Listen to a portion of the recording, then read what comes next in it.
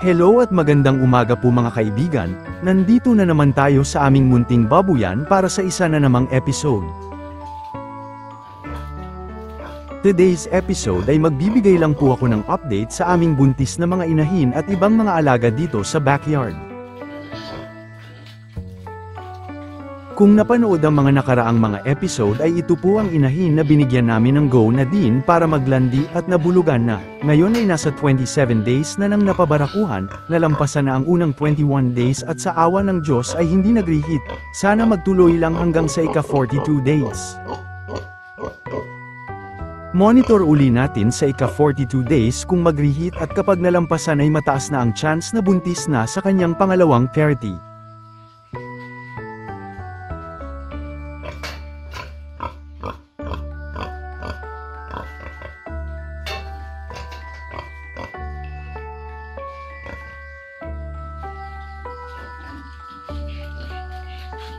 Ito naman ang kanyang mga anak na nasa mahigit 3 buwan simula nang ipinanganak. Nagtira po kami ng 2 sa 10 niyang mga piglets para gawing patterners.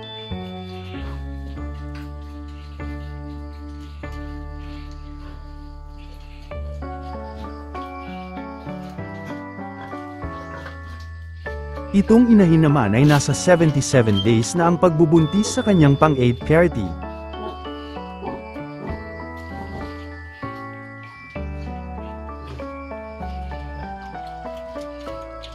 Medyo mas malaki na ang kanyang tiyan at unti-unting na-develop na ang kanyang mga panggatasan, ang mga ugat ay buhay na gumuhit sa kanyang tiyan.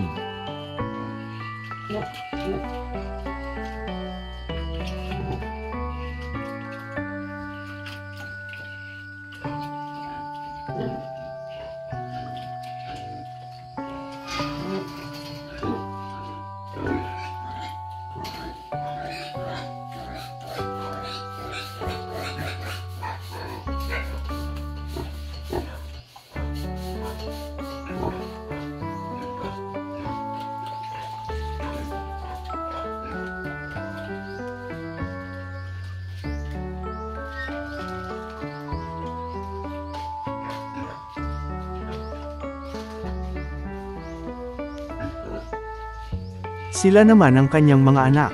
Isang araw lang po ang pagitan nila sa naunang 2 baboy kaya lang mga maliliit sila nang ipinanganak kaya hindi namin ibinenta.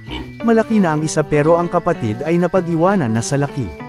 Palalakihin na lang muna hanggang umabot na pang lechon size at ibenta o kami na lang ang maglechon kung sakali. Malayo ang agwat nila sa kabila dahil nasa mahigit 20 kilograms pa lang ang mga ito at lagpas 35 kilograms na ang kabila. Sadyang may pagkakataon talaga na hindi magsinlaki ang mga biik.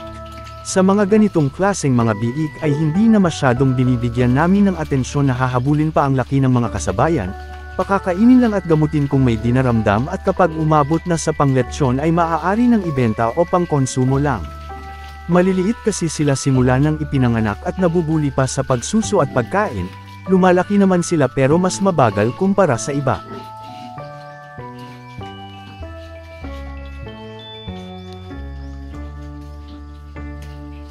Hanggang dito na lamang po ang aking update sa aming mga alaga. Maraming salamat sa inyong oras sa panunood at happy farming po mga kaibigan.